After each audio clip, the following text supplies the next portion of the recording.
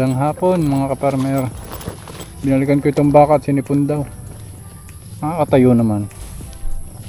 Mga namang hindi malala. Ito yung inaas kong pangilong nung nakaraang linggo. Hindi pa nung nakaraang linggo sinipon para kita ko. Ihilang ko saglit.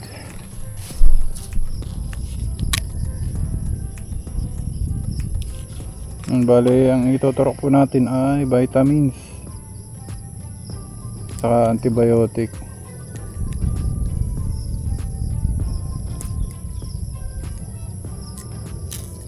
Vitamins muna. Bale, isang puno dito.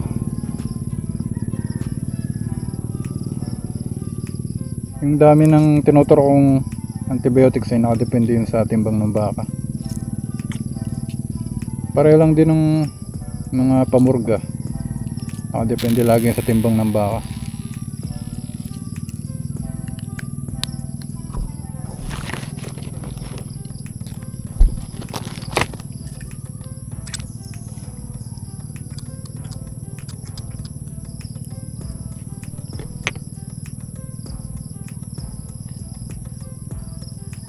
Mabuti naman na ginawa ng trapal. Tsaka kumakain naman. Umunguya siya ngayon. Ibig sabihin kumakain na. Hindi naman umanong katawan. Hindi naman humina ang katawan. Medyo namimilay nga lang. Medyo namimilay nga.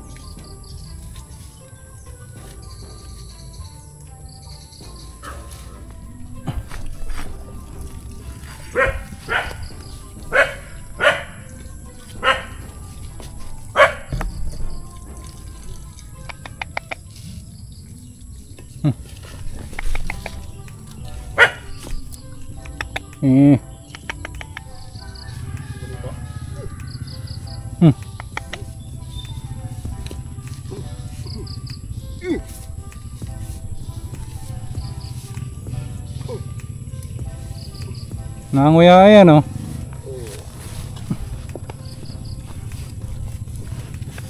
Bah. Hati-hati ya. Pinabayo ko yan.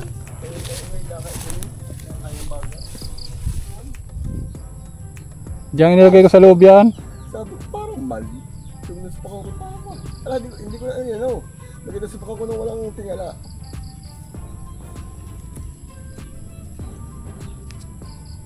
Lalabas natin. Lalabas lang yan. Padalawang araw yan. Nung hapon pinakuha ko ng paya ko pa. Nung magay para sa tamlay. Inalawig ko pa.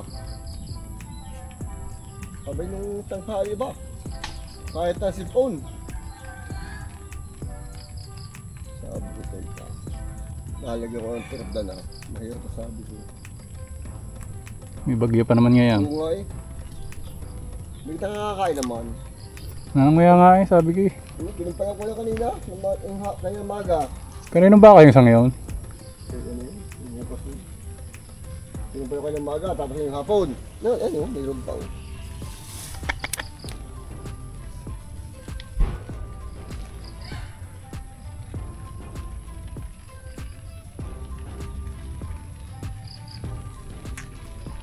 Punta ako sa inyo nga, wala pang tao. Sinong Subukan mo, nanay mo. Nanay? Oo. Doon ako dahil sa karsada. Sabi mo. May lubid ka dyang extra. Ating ipupisa ng maganda yung pangilang.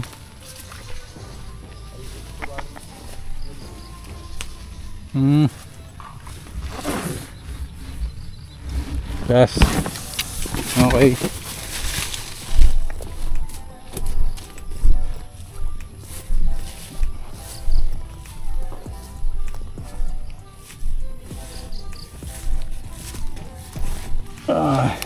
Tumambo na.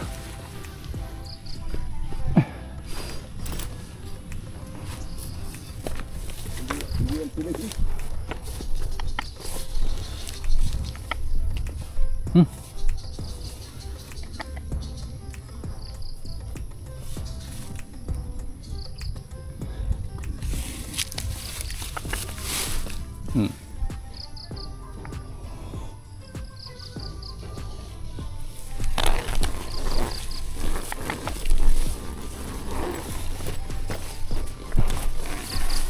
Ah.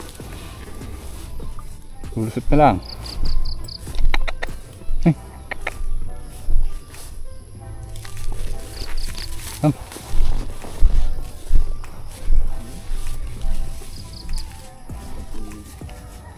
Narepat ako ya. Ate lang yung linisan. Hindi naman umanong katawan eh.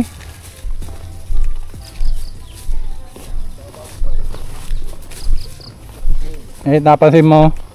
Aba, ko na yung baka doon sa amin, nakahiga na eh. Abay, no? Patay ka? Hindi ko pwedeng ibabansin ikaw. Hindi, yung pula doon sa amin, nagkagayon din. Eh, hindi makabangon. Ay, ano naman yan eh. Nung ano ba nga? Ah, ganda ng katawan na eh. Ano, maganda na rin.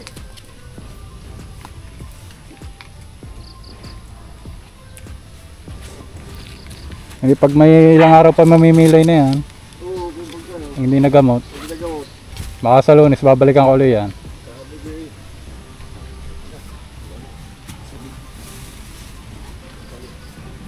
Parang naambo na.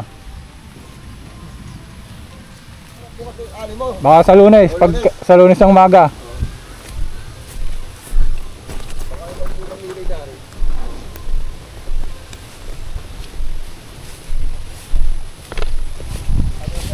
Ah, Kilala ka na na rin. kilala na ako niyan. Ayos yung mga perma. Nakabang naman, nakain. Okay pa yan. Pero sa Lunes babalikan ko. Titingnan ko kung nalakas ng ambon. Baka mamay ulan na. Hinato na ako. Ako bibili pa ng bakal eh. Kung may gagawin pa.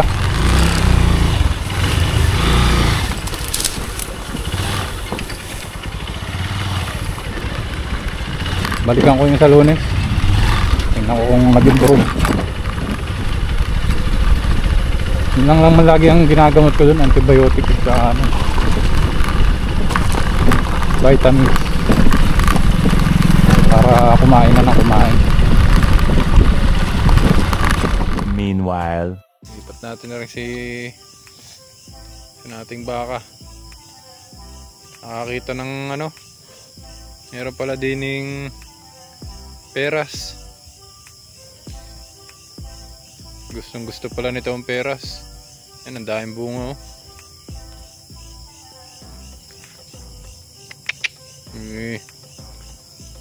Yan po mga peras. Ewan ko anong tawag dito sa ibang lugar.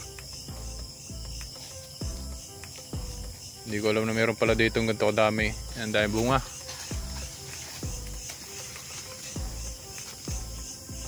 Mga hinog na yung iba. Sumuot pa doon. Kain-kain yan. Nilipat ko ngayon at yung palang tali doon ng tatay ko yung maiksi ng tali. Nilipat ko din sa kabila. Ito yung isa natin.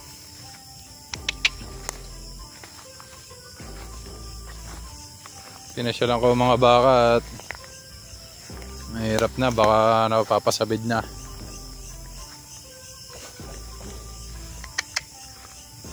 Ito natin baka.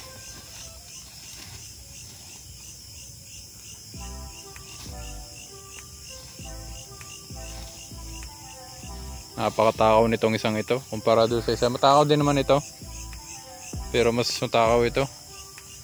Kaya mas makapal ang katawan nito eh kaysa doon sa isa. Ito naman matalaw kumpara dito. Bahaw natin. Andito tayo sa sagingan ngayon. Kaya sobrang dilim at puro damo, puro saging.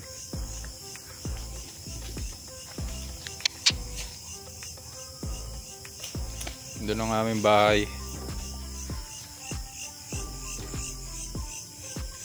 At minamayat-maya niya yung peras oh. Nagipare mga baka ko dito eh, makukunat sa ano, sa ulan. Yan, may paniki pa. Sabi po.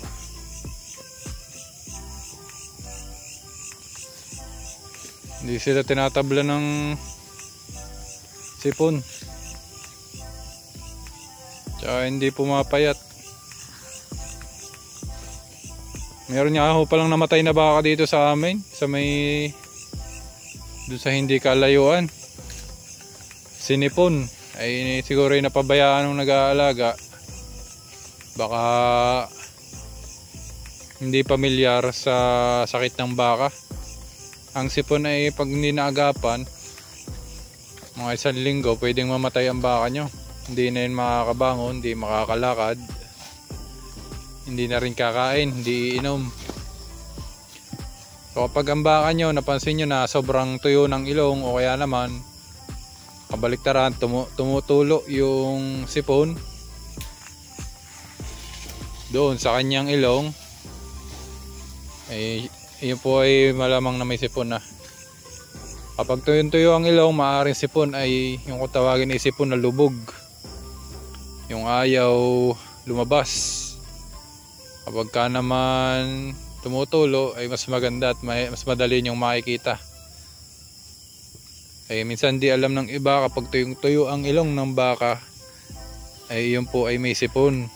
Dahil ang karaniwan nga po, nakasanayan natin, pagka may sipon ang baka ay tumutulo ang sipon sa ilong. Pero minsan po ang sipon ng baka ay lubog, hindi lumalabas sa ilong hanggat wala kayong igagamot. Ang ginagawa ng iba, pinapahira ng suka. Yan, ako naman po ay pagka malala, di antibiotics na agad. Yan, dadali na naman ng peras ito. So ako pagka malala ng sipon, kita ko ay di na-antibiotics ko na. Tsaka kapag alam kong medyo maulan ang panahon, sinasabayan ko na ng vitamins. Kagaya po ng ginawa ko dun sa isa kong baka kanina. Yun ay nung linggo okay pa yun. Kumakain naman. Nung inayos ko yung kanyang pangilong ay nito lang daw Webes nagkagayon. Ay hindi ko naman agad mabalikan at napaka-traffic naman kung magbabiyahe ako para lamang doon. Ay di ngayong kanina ko lang po inayos, tinurukan ng vitamins para mabilis makarecover. Kumakain naman po kanina, kita ko yung umunguya kinumpayan pala ng nag-aalaga, tsaka nilagyan ng trapal. Ayun, so mabalik nga po tayo doon sa namatay na baka doon po sa may bandang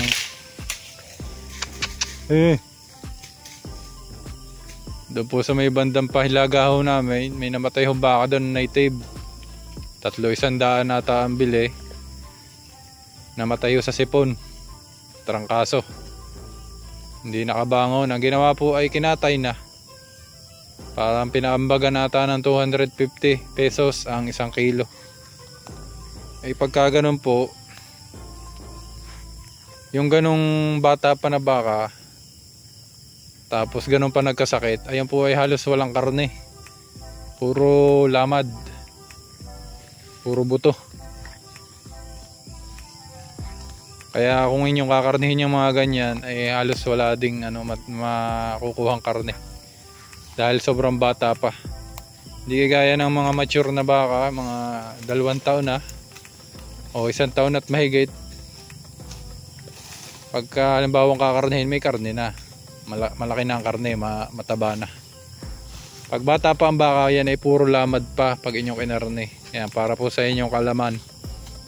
Kaya yung mga namimili ng baka, ang gusto niya yung mga magugulang ang pagkabaka, yung mga 2 taon pataas, dahil yan po ay solid na ang laman. Di gaya ng mga hayupin, mga 1 taon at pababa, 1 taon at kalahati, mahihina pa ang karne niyan. Di pa ganun ka solid ang laman. Alam yan ng mga nagpapakatay. So ang mangyayari ho doon sa namatayan na yon, kung sino man yung may-ari ng baka ngayon, ay di lugi. Ay hindi ko alam kung balita kung na magkano lahat. Hindi ko na ipakita sa inyo nung nakaraan, pero yun ay dinaanan ko. Gustong gusto kong gamutin, gustong gusto kong turukan. Hindi ko naman nakikita yung nag-aalaga. Hindi ko naman pwedeng galawin at hindi naman akin. Baka pagka tinuruan ko at natuluyan ay sa akin po maisisi. Pero talagang yun ay dinaanan ko at nilapitan ko talaga yung baka ngayon. May pandong na trapal yun eh. Tapos parang kinumutan pa ng trapal para hindi lamigin, ay wala din, namatay na rin. Hindi siguro naagapan. So ngayon ka-farmer, maulan, may bagyo pang parating. Ay palagi ninyong bibisitahin ang inyong alaga. Makikita naman ninyo sa mata ng baka pagka matamlay. Iba yung ikot ng mata ng baka. Iba rin yung parang may eye bags yung baka. Malamlam ang mata. Hindi nagkakakain. Namimilay. Hindi masyadong umiinom o talagang hindi umiinom. So, tandaan nyo lang yung mga palatandaan kaya farmer. Ang uunahin nyo palagi dyan, tingnan nyo lang yung mata. Matamlay, parang may eye bags yung baka. Medyo umiikot na, yung parang naduduling na yung mata ng iba minsan. Tapos yun na, hindi na kumakain, hindi umiinom, namimilay. Minsan yung huli parang hinihila niya yung paa niya. Tapos hindi na makabangon. So napakapangkaraniwan po na yan ngayong tag-ulan. Kapag ang ulan po ay 1 linggo na o kaya naman ay sabihin natin mga 3 araw na dire-diretso. Tapos yung baka nyo naman di naman na isilong. Kaya asahan nyo pong tatamaan yan ng sipon. So pag hindi nyo nga naagapan ay di yun, maaari pong mamatay ang inyong baka. So mas maigi na po yung agapan nyo kaysa maggamot. Ibig ko sabihin mag-vitamins. I-vitamins nyo po yung baka ninyo. Bigyan nyo ng vitamin A, D, E at saka B-complex para lumakas po, tumibay. Yun lang naman ang kadalasang vitamins ng baka, vitamin A, D, E at saka B-complex. Yan, so medyo naambon na po ako farmer. Ako po ay uuwi na sa bahay namin. Yan, napakasukan nga ako din eh. Basang-basa ang lupa. Talagang araw-araw pong umuulan. Ayan, hanggang dito na lamang. Ingat po kayo, happy farming. At God bless po sa inyong lahat. Salamat po.